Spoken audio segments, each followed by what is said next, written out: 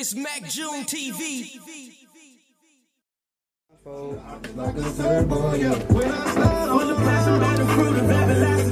Tell me they love me, but they hate me. I'm the last they pick. To the bottom of the hour, and of course for the Pirate Ship Spotlight, a.k.a.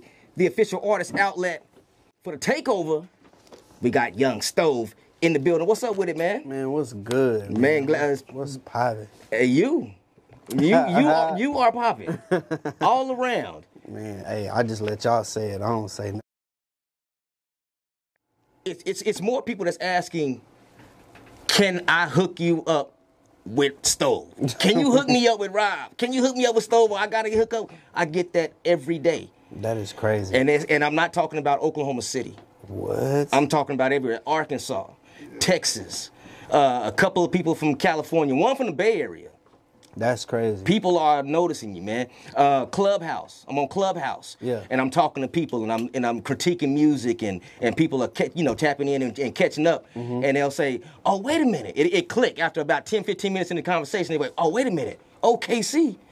Do you know Stov? Do you know Rob Stovall? Do you know Yxng Stov?" Sheesh. That's how it is, man. So when you say what's popping, that's you. It's nationwide. I'll take it. Hey, but that's what you wanted it to be, though, right? No, that's how it's supposed to be. That's what we work for. Yeah, absolutely. That's what we work for. So let's take it back, because you've been here before, Yeah. but there's people that may not know the whole thing. So let's just go back to the beginning and work our way up. Before the music, we're talking airport. Yeah. Will Rogers, to be exact. Yeah. You was out there hustling, getting it in, right? Man, ramp agent. Ramp agent. With Litty. Yeah. Right? DJ Litty Hayes. Yeah, y'all was getting it in together, right? So y'all working, doing all that, and then there was something that switched. There's always a last day at work, right? Oh yeah. That last day, what happened to where you went to them like, you know what, this is my last day? Man, the manager called me an N-word. The manager. Yeah. So it had nothing to do with music. Nah. It was frustration. It was frustration. It was frustration. So you quit. Oh yeah. Which was better than knocking him out, going to jail. No, for sure. Because that's probably that was what gonna happened. be instant. Yeah. That was gonna be instant. Shout out to DJ Litty Hayes. Did he keep you off of him? A little bit. He definitely talked me down a little bit. Hey, Litty over there with that look on his face like, yeah, I did a lot. Wasn't nobody gonna keep me off of him, but he definitely talked me down. Yeah. So. All right. So nothing transpired afterwards. Yeah. No. So since you no longer affiliated with him, you don't work for the federal government anymore. If you see him walking through Walmart, Homeland, or whatever, that answer is his, Honestly, I wouldn't even know his face anymore. I've been too focused on what I got going on. There we go. Look at that. Growth. No, for sure. Yeah, maturity. Sure. He'll remember me though. Yeah, I bet he will. I bet he does now. All right. For sure. All right, so man, let's get towards that, man. Let's talk about the music, man. How did you first get into it to where you knew your beats were competitive with everyone else's? Because people make beats all the time. They like, oh, I got this hot beat, I got this, I got that. Yeah. But there's a certain point to where your beats was actually competing with other producers in the game. No, for sure. How did that come about, or when did you figure that out?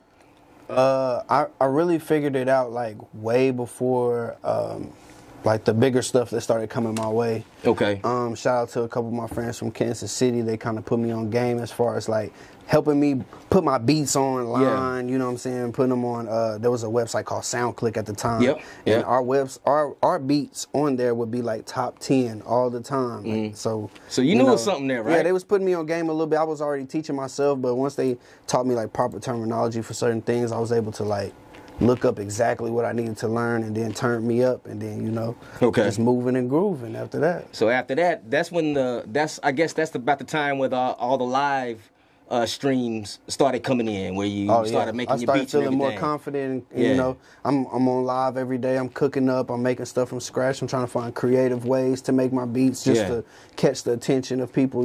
Yeah, because I would watch them, and I'm sitting looking at them, I'm like, man, this dude is cooking up some beats right here, man. To a point to where when you start listening to music in certain areas, certain cities, certain states you go to, some of the music sounds similar. Yeah. And if you can go back far enough, some people may not believe it, but Oklahoma City has a sound. Yeah. You know what I mean? And those beats you were pushing back then, that wasn't an Oklahoma City sound. That was a national sound. You know what I mean? And so, but you knew that though, right? No, for sure. Right. I definitely knew that. I felt like I was a little bit ahead of the curve as far as like in the region that I was in, like the type of music I listen to is different from people. Like a lot of people don't even know half the artists that I listen to currently, still to this day. Like, such as? I would say like, there's an artist named Kaleem Taylor. He's from the UK. Okay. Super fire, but he has like a contemporary R&B type of sound. You know? There's an artist from Portland. His name is Tyus. Real dope. Okay. Like he kind of gives me like a '90s feel, like Jodeci, kind of like with a little bit of with like a Timberland bounce a little bit. You know what I'm saying? Like it's like different. It's different lanes that I like to listen to. And I listen to like I don't even know how to say the dude's name. His name is like Che Ikru. Like he actually had his song sampled on Drake and Chris Brown's No Guidance record. Like his song is the sample in the background. Okay. But I actually listen to his music all the time. So when I heard it, I was like, you know that one. Yeah, you know what I'm saying? So now you're saying he made it. Nobody knows that. You know what I'm saying? Okay. Like, it's just like, I just like to think outside the box. I've always been like that. Of course. I think it's the Gemini in me. You know what I'm saying? Of course. You named a few people there. You have a plethora of artists that you've worked with, whether it's Oklahoma City artists, whether it's just regular independent artists, to major mainstream artists, right? We got, of course, there's Mo3, there's Lil Boosie, we have Derez Deshawn, Moray, T-Rail. I mean, the list goes on, right? Some of the names that's out there that you work with, is there anybody that you haven't had a chance? Well, let me ask you this. Who do you have next that's lined up? Or can you even tell? No, I can tell you. There's an artist from the Bay Area. Well, I think he's actually from San Francisco, exactly. Okay. His name is Zay Bang. He's signed to Empire as well. Okay. I got like 4 records on his album. Okay. One of the records is featuring Money Man. Okay. I would actually play it, but I don't have the edited version. Okay, all right. But yeah, I don't have enough buttons to push to catch it. No, for sure. Yeah. But yeah, Zay Bang, like his album is coming out soon. Working with him. Been doing stuff with Money Man. I'm working with, bro. Who else? Tech. I did some stuff with Tech. Okay. It's really, I ain't even gonna lie. Like it's kind of like. And you just wrapped up overwhelming. A new one with Derez. You just finished a new one with Derez, right? Yeah. I'm actually working on an album with Derez and T-Rail. Okay. Like, they're doing an album together. Okay. Yeah. I can see that. Crazy. I can see that because I can see when they were doing the little videos. I can see the chemistry. Yeah. When they were going back and forth. We did about 8 songs in one night. It makes sense. I had a 8 a.m. flight. I got to the studio around like 12. We did 8 songs within that time. And where did you guys record these? I left around like 5. We was in Atlanta. Okay. Let's get into this first one here right here. We got this 219 that you got with Mo3 and everything. So you this one is produced by you as well. Now this one came out a couple of years ago, right? It came out in 2019. 2019. Yep. And the song is in reference to what? Exactly. Roy Lee. It's a tribute to Roy Lee. That was his birthday, if I'm not mistaken. Yeah. Okay. 219. All right, so we'll talk about that, and plus we'll talk about because I saw you recently at his site and everything. So yeah, we'll get into that. We'll talk about it more. Here you go. It's 219 Mo3, produced by Yxng Stov. Let's get it. Yes, sir.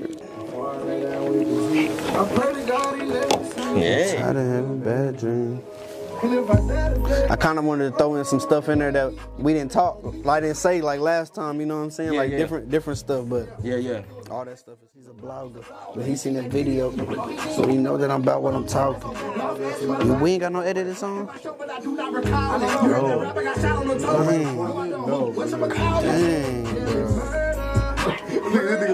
No. He said no. It's Mack June TV.